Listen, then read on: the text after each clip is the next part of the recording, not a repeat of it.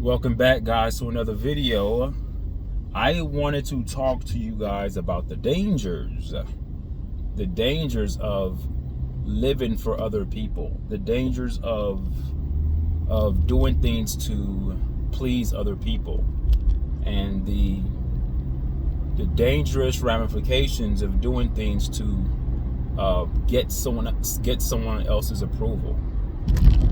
When you are in a relationship or a work relationship or whatever relationship it is, mother, father, daughter, mother, daughter, father relationship, whatever it is, because we are all relational beings. We all relate with one another in different ways, and every relationship has its own special, unique qualities. Not every relationship is the same, but there are some general components of all relationships that are constant. Communication is an element of relationships that's constant. Understanding, which is part of communication, and a degree of respect, a respect that's reciprocated from both parties.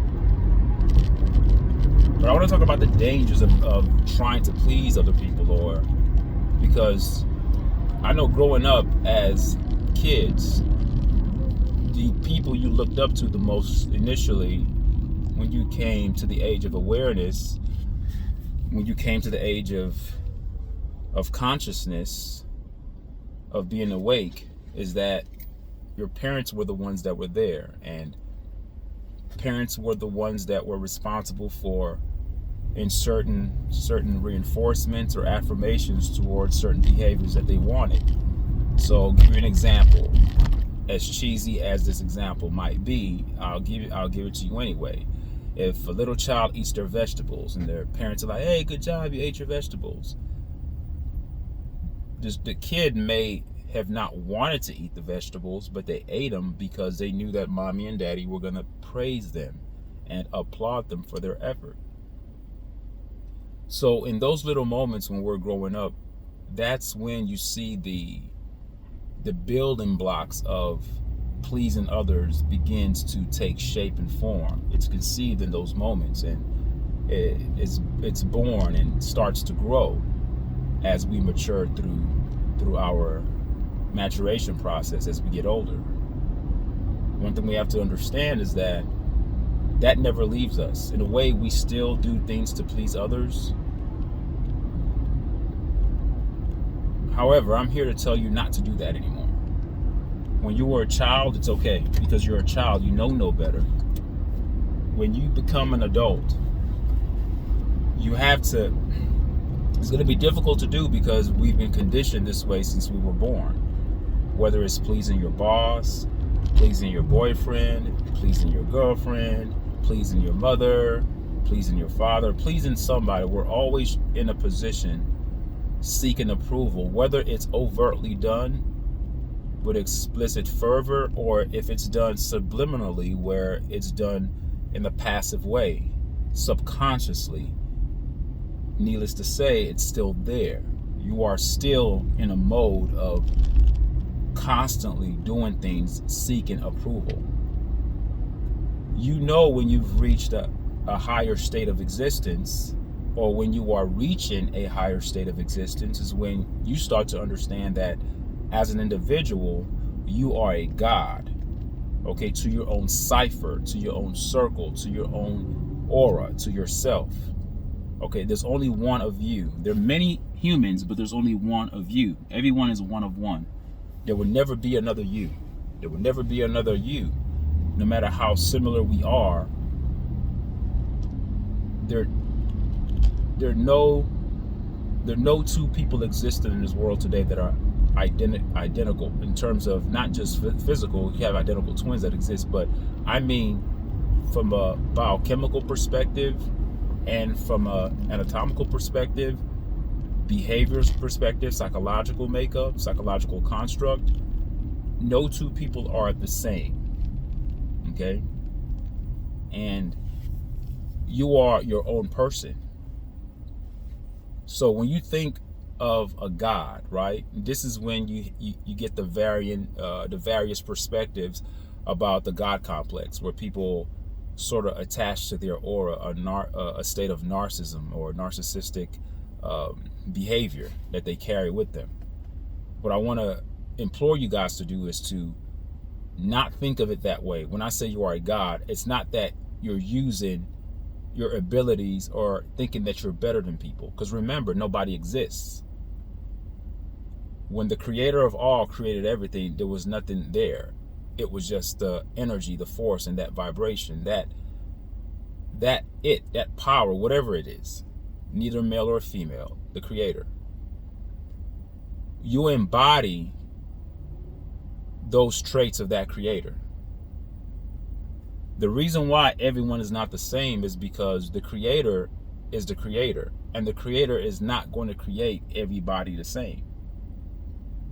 Because the power that's harnessed by that creator is so vast and potent enough to replicate itself within multiple life forms. Humans, extraterrestrials, trees, atoms, life, birds, everything that has life has that spark of divinity lodged in their genetic makeup. It's an inescapable concept, and it wouldn't make any sense to try to avoid it. It's there. So with that being said, you have to operate as such that you are the only one existent in the universe. You say, but how is that possible? Well, it's a mind thing. It's about perception. We understand that you're not the only one that lives in the universe. And we've always heard the saying that the world doesn't revolve around you. I'm here to say, yes, the world does revolve around you. Only mature people can take this message that I'm rendering and use it to their advantage. This is not me giving you a message to manipulate people, to be self-centered, to be selfish.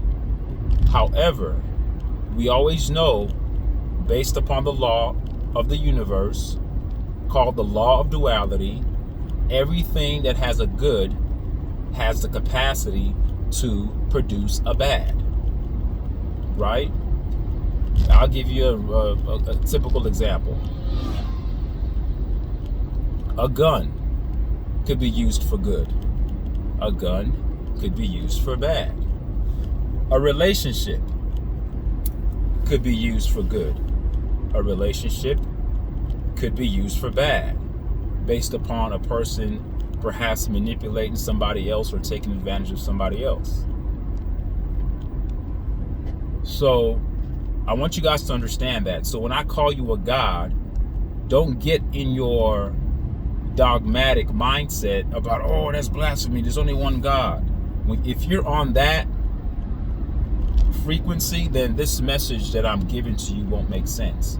Because the only way to help you mentally escape the traps of this third dimensional reality is to listen to what I'm telling you very closely and be intentional about listening to what I'm saying, because what I'm saying to you is not going to be done or not going to be said to you or given to you as a way to destroy you or come as a detriment to your everyday existence.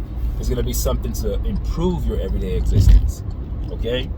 The only way to escape the traps of pleasing other people is to view yourself as a God that you need nobody. You have to live dependent. You can't get into your emotions when somebody does something that affects you. Do you have emotions? Yes. We all have them. I have them, you have them, we all have them.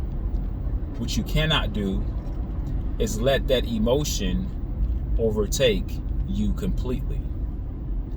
You have to have regulating factors within you that's built by a perception of yourself that you cultivate over time, that you've worked on. So this is not something that you're going to wake up and then overnight you just become this person that's not impacted by anything that people do. That's not what I mean.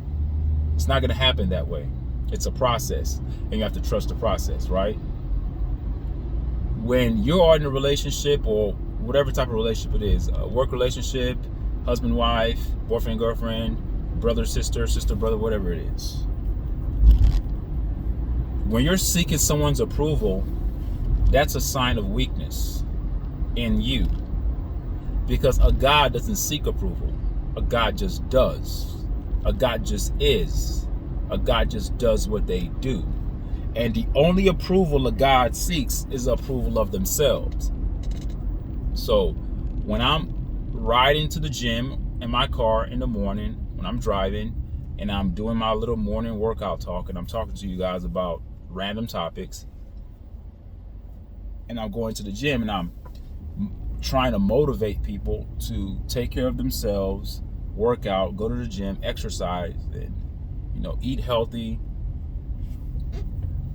and just do things that are going to be good for you, right? When I'm telling you those things, that's a form of self-worship. If you take care of yourself, you don't need anybody to take care of you. Now, am I saying that we don't need people? That's not what I'm saying. I'm saying that don't be dependent upon people's approval. Don't do things to say, hey, this person's going to be happy when I do this. Or this person is going to look at me this way when I do this. Or I'm going to get respect of the crowd if I do this. No, you owe it to yourself to operate at a high standard at all times. And you owe it to yourself to operate on a level that comes out of a theme that says, I'm not doing something to seek approval, but I'm doing something that's just noble. In other words, if I help a person that's in need, I'm not helping that person that's in need to seek their approval. I'm helping that person that's in need because that's just the right thing to do. That's how God's think. Seeking approval is immature, it's infantile, it's steeped in naivete. It's in that realm of insecurity, because secure people don't do things for the approval of others. Secure people do things because it's right, and they seek approval for themselves. So for instance, if I know that something's bad, I'm not going to do it. Not because I think you're going to look down on me. I could give 2 squirts of rat piss what you think. I'm more concerned with what I think. So whenever you hear Coach Prime say things like that, his detractors or the people that don't like him, I'm not going to say haters, but the people who aren't very favorable of Coach Prime, they'll say, hey, he's arrogant, look at what he's saying.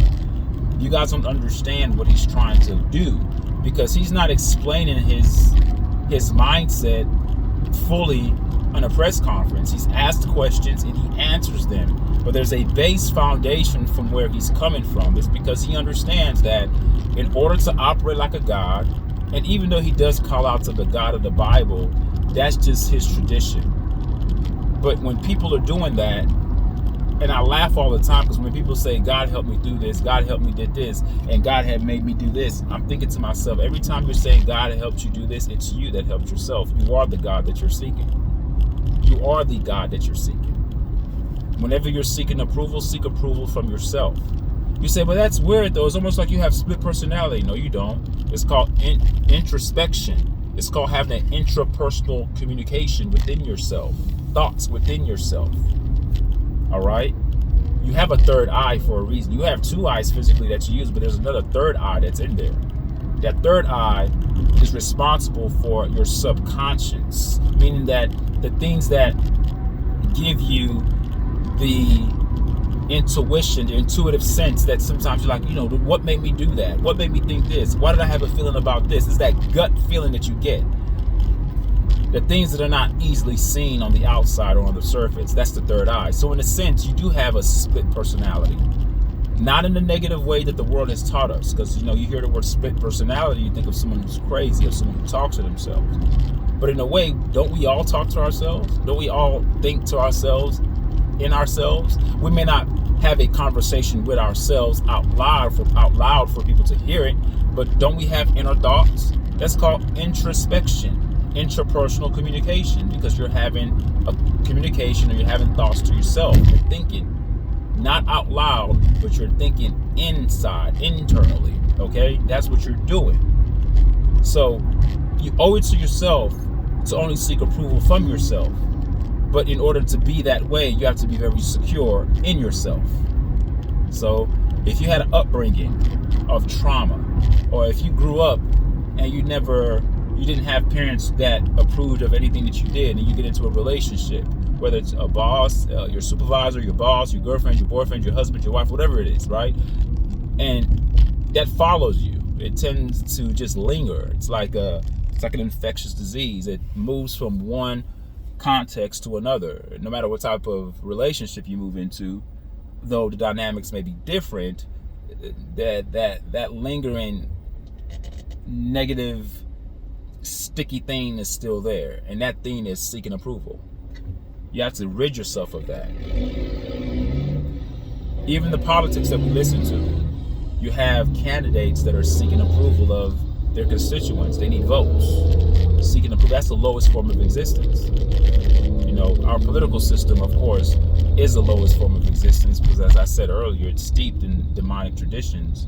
If you do the research about politics and the word polemic, where that term politics comes from. And I'm telling you guys that in order to grow and mature past what you're going through, and the reason why most people have a lot of stress is because they're exerting so much energy and effort in trying to make someone either happy or seek their approval. And it's hard because that's just the way we've been wired. We've been bred that way. To unhinge and to unplug yourself from that circuit of living, it's difficult to do. Again, but if you make an intentional effort in doing so, and you work hard at it, and you remain consistent with it, you can do it. I'm there. The reason why my relationship with my wife works is because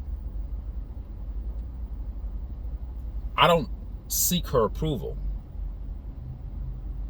For instance, let me give you an example. If a man, let's say a man is he works, he's the breadwinner, and him and his wife are living the traditional way. And when I say traditional way, the traditional way marriages used to be, where the man worked and the woman stayed at home to take care of the home. And in our contemporary culture, in our society, we don't have that anymore. Both, it's required that both people have to work because our economy is trash. So let's say in this particular household, this man, he works, and he pays all the bills. He makes good money. The wife is a stay-at-home mom. She takes care of the home and she takes care of the kids. And the wife complains about, not a lot. I mean, she sort of nags him sometimes, but nothing over the top where it's toxic. It's just he could feel a little bit underappreciated, right?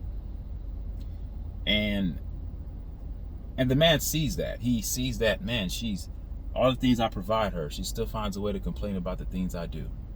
Now, as a man, I'm not saying you're not going to feel the sting of that. You will. You're supposed to. You're human. I'm not telling you to be desensitized, because to be desensitized to the impacts of words from a person that you are with in a relationship would be inhumane. It would be telling you that you need to be a sociopath, and that's not what I'm saying. What I'm saying is that you acknowledge the emotion, because it does. We all want to feel appreciated. We all do. We all want to feel respected, appreciated, honored, valued, and all that good stuff. But if you don't feel that way, you can't get upset and run to the person that you think is supposed to be giving you that and tell them that they're not giving it to you. That's a sign of weakness. Now, that man feels unappreciated in this scenario that I'm giving, because he feels like, hey, I work, I pay the bills, I do all this, and whenever, if I'm not perfect, the only time my wife tells me something or acknowledges anything that I do is when something's not done. She never praises me about all the good stuff I do. I think she I think she takes me for granted. And these thoughts are going through this man's head, right? And so he comes home from work one day, and the wife is like, oh, she's complaining about something. So what he does, what you should do, there are two choices. You can either respond back. Well, there are three. All right. And one out of the three is the best option. The first option is the worst option. The first option is to get into your emotions, get defensive, and then lash out. And that's how an argument begins. That's the immature way to handle it. But that's the easiest way to handle it in terms of the response, because you don't need to work that hard to do that. That's impulsivity. That's you operating off of the brain, off of the amygdala. You're operating off of the amygdala brain, the reptilian brain. You're not exercising your frontal lobe and your frontal cortex and reasoning and using logic. That's harder to do, using reason and logic, because it takes time and patience. But only real men can actually master this trait. Most men would just start arguing because they've been harboring this resentment in their souls for so long, and they feel like they're being underappreciated. And the minute that wife starts to complain, then they burst out and start complaining about the wife complaining. Now they have an argument. That's approach number one. The worst approach. Approach number two. The man can sit there and bite his tongue and not say anything and wait. Because he knows that he's upset that the wife is complaining and he feels unappreciated. So he bites his tongue and waits. But he seeks an opportune time to tell his wife that they need to sit down and have a talk, because he wants to express his feelings towards her. Listen to what I'm saying. He wants to express his feelings towards her. So she says, okay, we need to talk. So they set apart a time to talk, and he tells his wife how he feels, about how he feels that her complaining a lot makes him feel underappreciated. He says all that stuff. Now, in this scenario, it's not about the outcome. Whether the wife takes it good or the wife takes it in a negative way, that's not the point. I'm talking about the approaches that the man can take. So we have one. The first approach is to act impulsively and argue and speak from a position of emotion, which is going to come out in an angry way. It's not going to be good because you're speaking from emotion, and that particular emotion that he has at that time is going to be fueled by anger. Or number two, be a little bit more mature. Don't talk when you're angry. Wait. Just ask her later on in the day. We need to sit. Can we have a day where we can sit down and talk? We need to talk. Two. That's the better way. Now, the best way is the hardest way. Okay. The best way is it's not even biting your tongue. The husband comes home, just let her complain. Listen to her complaint and just keep going about your business. Just keep doing what you're doing. You say, but you're just complaining about something. Should the man do something about her complaint? Well, as a man, as a God, if you have the God mentality, as I've been trying to say on this video, a God doesn't respond to that. A God listens to the complaint, and a God tells himself, okay, if it's legitimate, I'll do better. These are intrapersonal communications. These are intrapersonal thoughts that are going through the man's head, because certain complaints are warranted. But I'm talking about, in this scenario, the woman is really being ungrateful here. She really is. And whether the man is justified in feeling that way or not is not the point. But the point is, he feels that way, and his feelings matter. And his feelings do matter. But your feelings don't matter to the point where you need to start telling her how you feel as the man. Don't say anything. Let her complain and say, okay, all right.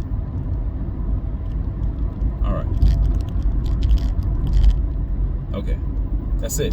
Just agree and move around. Now, there's a degree of mystique in that, because number one, you're not giving her the same energy she gave you. She's complaining, you're not complaining. So that shows sign of maturity on your part. Number two, you didn't need to bite your tongue, because number one, either you don't care about her complaining because you're secure in yourself.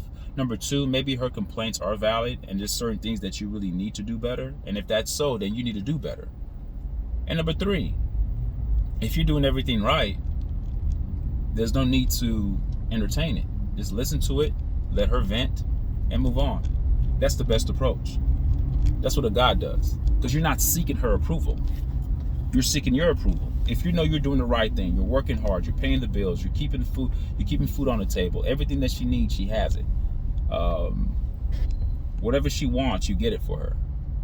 things that are reasonable, of course. I'm not saying that you just buying her everything just to buy it, but the kids are well taken care of. She's well taken care of. The house is well taken care of. You know, if the bills are paid on time, food on the table, all those things. If you're doing those things right as a man, that's all that matters. Don't delve into the pile of mire, of the muck, of the filth that sometimes trying to seek an approval can bring you in. And I'm not saying that the woman's complaints are not valid either. The point of the video of me giving that scenario is not to say the woman's right or the man's right. It's not about wrong or right. It's about holding yourself to a higher standard.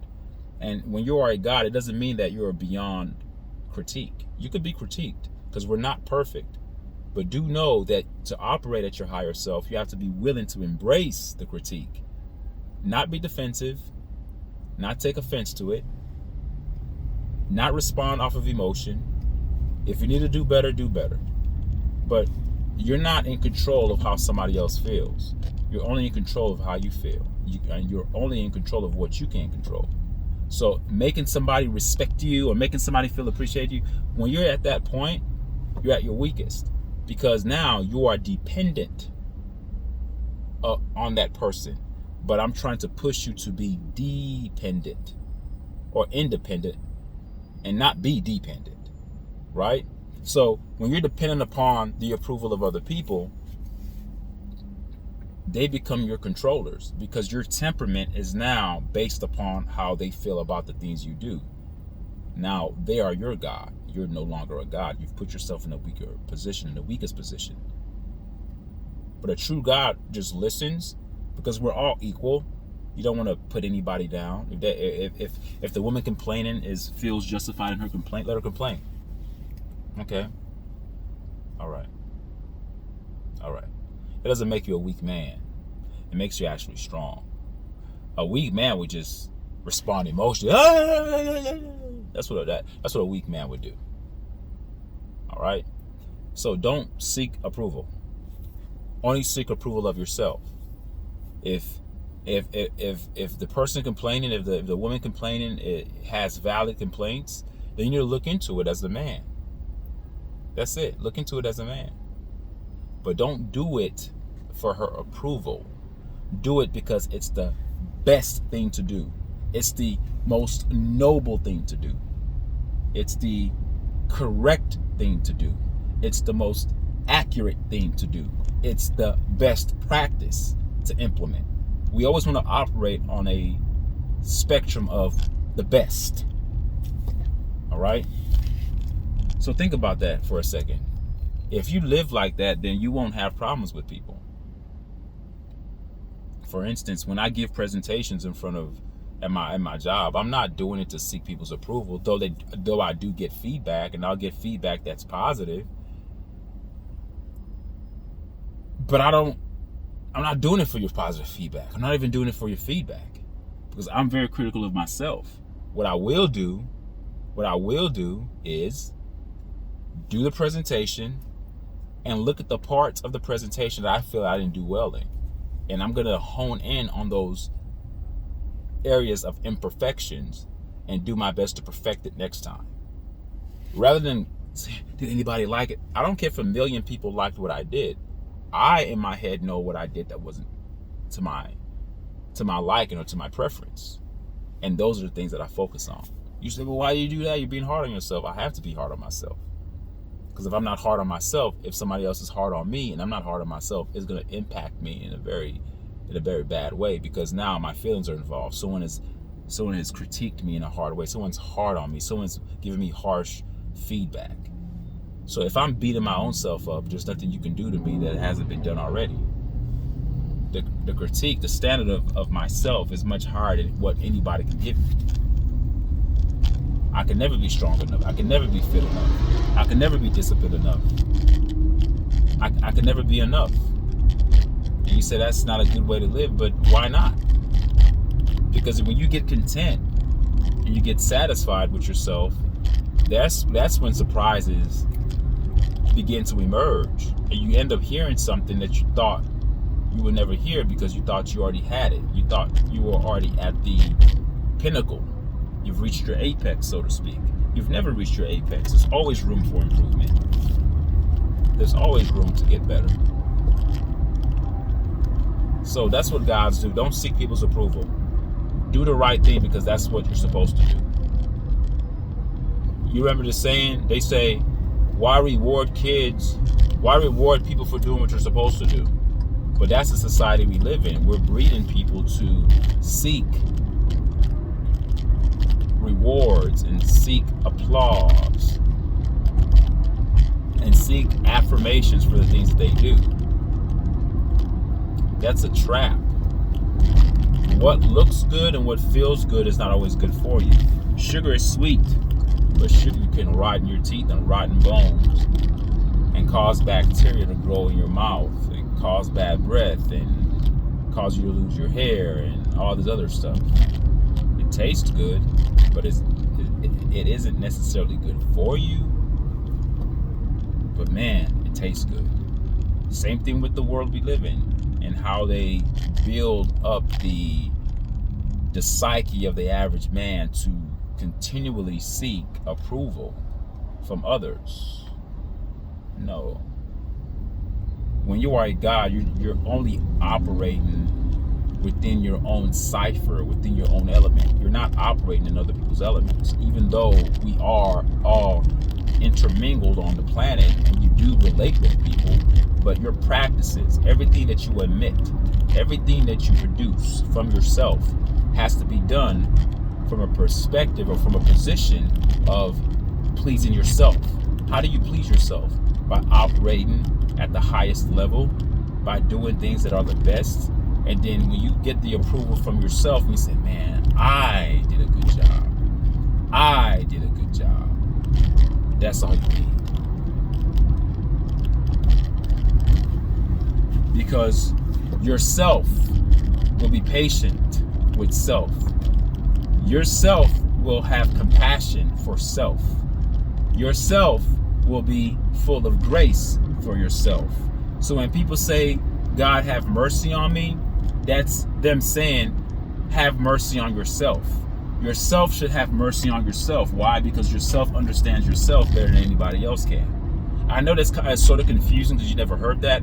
In other words, I'm giving you the power to empower yourself by helping you view things from a level of introspection that forces you to look within yourself to always do the right thing to please yourself.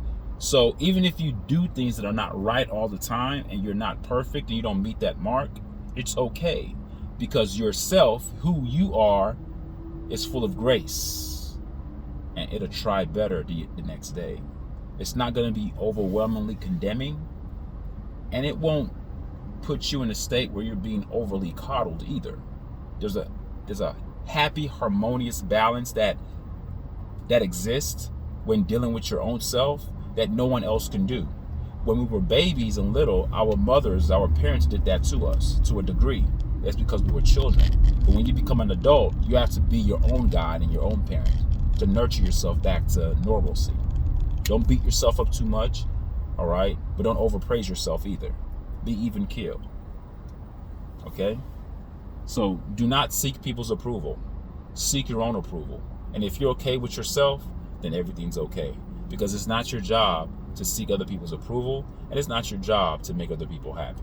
The only job you have is to seek your own approval and make yourself happy. Thank you guys for listening. Leave a comment. Tell me what you guys think. All right, peace.